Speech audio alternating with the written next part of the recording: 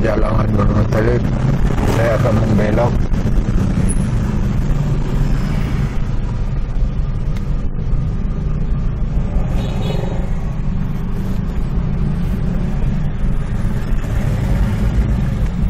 Ini Jalan Bontotangnga ke kanan. Ini adalah Jalan Bontotangnga. Ini agak padat pagi-pagi ini.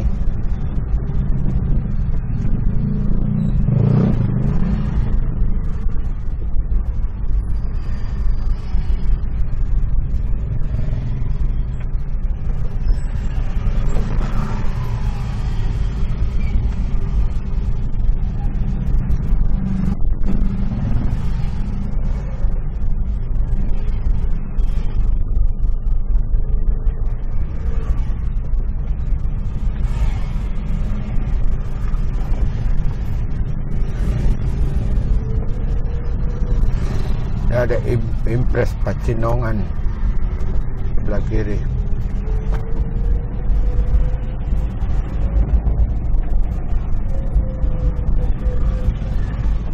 Ini masih Jalan Bontotangnga.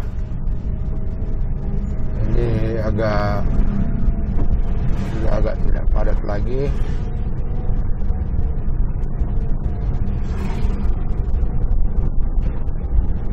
Di sini adalah jalan yang menghubungkan Jalan Tun Abd Razak.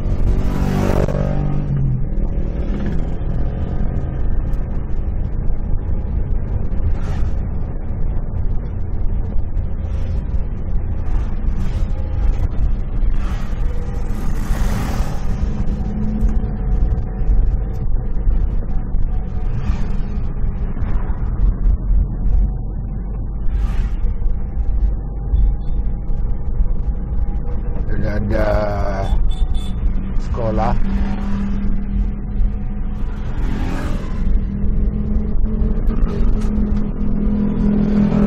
pesantren Madani UIN. Itu adalah pesantren.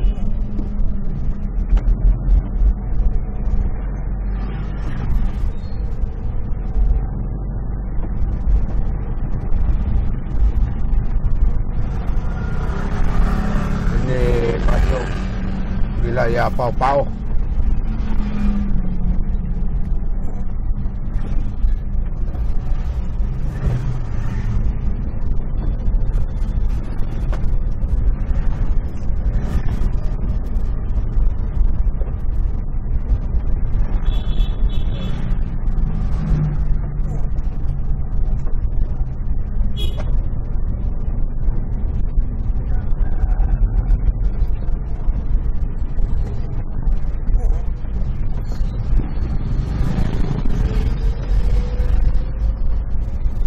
Di depan sebentar lagi kita akan masuk ke Jalan Tun Abd Razak.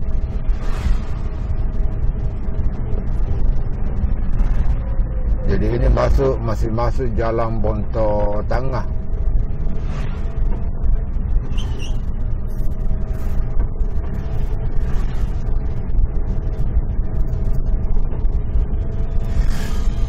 Kita belok kiri, maka kita akan masuk ke Jalan Tun Abd Razak. Jalan Tun Abd Razak adalah jalan yang menghubungkan menuju Jalan Ertasning. Ini sudah Jalan Tun Abd Razak.